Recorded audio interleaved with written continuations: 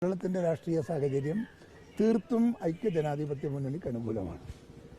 ഈ കഴിഞ്ഞ കാലത്തെ ഇടതുപക്ഷ ഭരണം ഈ നാട്ടിലെ ജനങ്ങളെ ഇതുപോലെ ഞെക്കിപ്പിരിഞ്ഞ ഒരു കാലഘട്ടം ഒരിക്കലും കേരളത്തിലുണ്ടായിട്ടില്ല.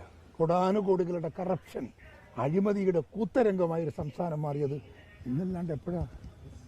ശബരിമല സംഭവം നിങ്ങൾ ആലോചിച്ചാൽ പോരെ. എന്തെങ്കിലും സംഭവിച്ചിട്ടുണ്ടോ? ഒരു ദേവന്റെ ക്ഷേത്രത്തിൽ കയറി അവിടുന്ന് പാളി സ്വർണ്ണപ്പാളി കൊണ്ടുപോയി വിൽപ്പന നടത്തി എന്ന് പറഞ്ഞാൽ അതിൻ്റെ അകത്ത് ആരെല്ലാം നേതാക്കന്മാർ അറസ്റ്റ് ചെയ്ത് ജയിലിൽ കിടക്കുന്നവരാരാ? ഈ ഇടതുപക്ഷക്കാരനാണ്. പിണറായി വിജയൻ്റെ ഇടതും വലതും നിൽക്കുന്നവരാണ്. അതിൻ്റെ അകത്തൊക്കെ അവരെ സഹായിക്കാൻ സർക്കാർ നിൽക്കുകയല്ലേ. അതിന് പുറത്ത് ഒരു അന്വേഷണം തുടരുന്നുണ്ടോ ഇപ്പോൾ? എനിക്കറിയില്ല. ഞാനൊന്നൊരു വിവരം പത്രത്തിൽ വാർത്ത കാണുന്നില്ല. അതിനെക്കുറിച്ച് അതിൻ്റെ ബാക്ക്ഗ്രൗണ്ടിൽ ഇവരെ മാത്രമല്ലല്ലോ, വേറെ ആളുകളില്ലേ? ആളുകളെ കണ്ടെത്താൻ എന്താ ശ്രമിക്കാത്തത്? ശബരിമല സ്വർണ്ണക്കൊള്ളയിലെ സർക്കാരിന്റെ നിലപാട്